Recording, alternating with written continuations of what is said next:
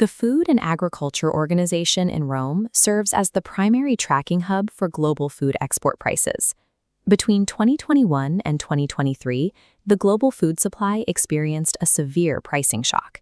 Since then, those macroeconomic pressures have largely cooled. This chart tracks the FAO Food Price Index. Global export prices hit a massive peak in March 2022, but have since dropped roughly 20%. However, local food inflation detached completely, climbing to nearly 13.6% globally by 2023. This data further fractures when looking at specific commodity groups. While global dairy prices have plummeted, vegetable oils and meat have continued to rise. Even that global inflation average of 13% masks extreme regional variations, disproportionately punishing low-income nations. A drop in global commodity export prices does not automatically result in cheaper food at the local market. The macroeconomic indicators are entirely disconnected from the microeconomic reality.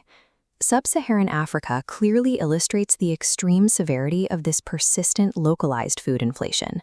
By mid-2023, low-income countries in this region saw local food inflation peak at approximately 30%. Imported energy costs and compounding physical supply shocks trapped local markets, preventing any global commodity price drops from actually reaching the consumer. The Middle East and North Africa face a different set of vulnerabilities, relying heavily on imported wheat and easily disrupted oil supply chains. Even as global prices eased, conflict-affected areas across the MENA region maintained a persistent 10 to 20% inflation rate on food. This chart compares those peak annual local food inflation rates. While consumers in North America and Europe faced high absolute prices, their relative food inflation peaked between 5 and 10%, a fraction of the burden placed on developing economies. Local drivers like currency devaluation and fuel costs have continuously eroded household purchasing power in the regions that can least afford it. To understand exactly how these inflation numbers impact human health, researchers have to solve a core analytical problem, comparing the actual cost of a diet across entirely different economies. This flowchart illustrates the data pipeline used to measure diet affordability. It starts by taking raw local food prices and adjusting them for historical inflation. Next, researchers apply purchasing power parity, converting everything into 2021 PPP dollars.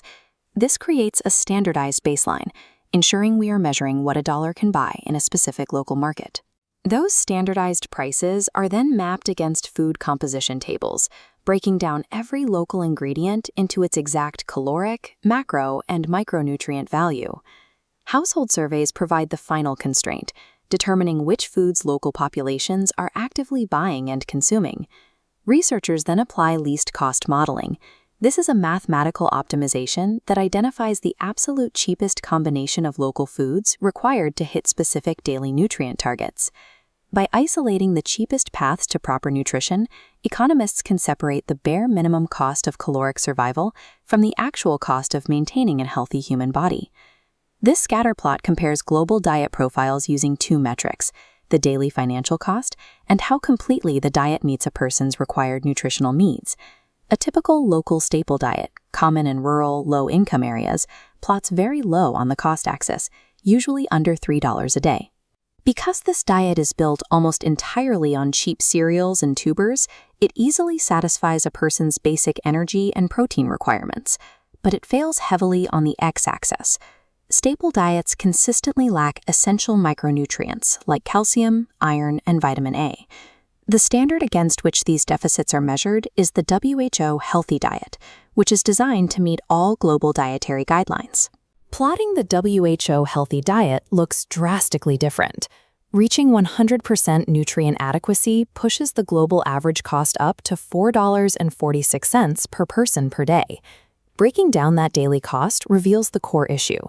Animal source foods account for $1 a day, while vegetables add another 76 cents.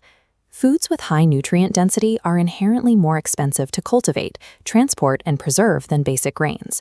Upgrading a population from basic caloric sufficiency to full micronutrient adequacy requires a steep, non-linear financial premium.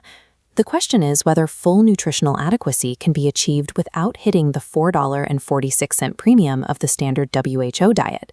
Returning to the scatter plot, we can map the Mediterranean-style diet. By emphasizing plant proteins, olive oil, and lean meats, it achieves roughly 90 to 100% nutrient adequacy at a lower price point of $3 to $4 a day.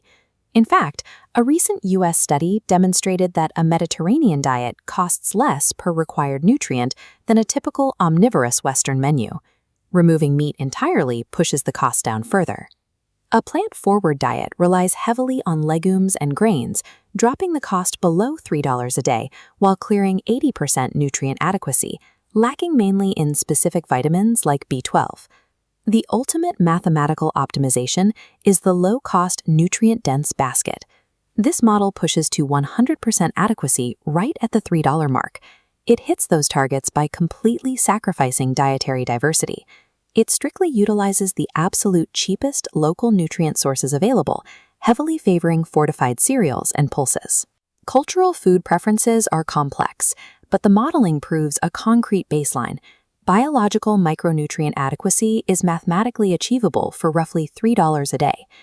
Moving from theoretical modeling to actual household economics exposes the sheer scale of the affordability gap. This chart breaks down household budgets. In developing nations, families in the poorest income quintile spend 40 to 60% of their entire budget on food. The wealthiest quintile spends less than 20%. Because the wealthy dedicate a far smaller fraction of their money to eating, high local food prices operate as a massive, regressive tax on the poor. For households in the bottom quintile, purchasing the $4 WHO healthy diet is a mathematical impossibility. It would require spending significantly more than their total available income. Diet affordability is ultimately governed by the ratio between local food prices and local household income. When inflation spikes, the poorest demographics are priced out of basic nutrition. Public health experts use a metric called DALY's averted, disability-adjusted life years, to calculate exactly how much health is gained per dollar spent on a policy intervention. Because cheap starches provide zero micronutrients, agricultural interventions subsidizing the cultivation of fruits and vegetables yield massive health gains for the surrounding population. Immediate policy responses require targeted social protection. Cash transfers and school feeding programs act as a direct buffer, shielding vulnerable groups from sudden price shocks. Subsidies must also be nutrition sensitive. Aid organizations actively fortify staple crops before distribution, manually inserting the vitamins and minerals missing from standard grain diets. Long-term progress relies on increasing local agricultural yields for non-staple foods. Higher local supply inherently lowers the baseline cost of dense nutrition. Waiting for global commodity prices to drop will not solve local crises. Securing global health requires targeted, localized investments that bridge the gap between stagnant incomes and the strict financial cost of a healthy diet.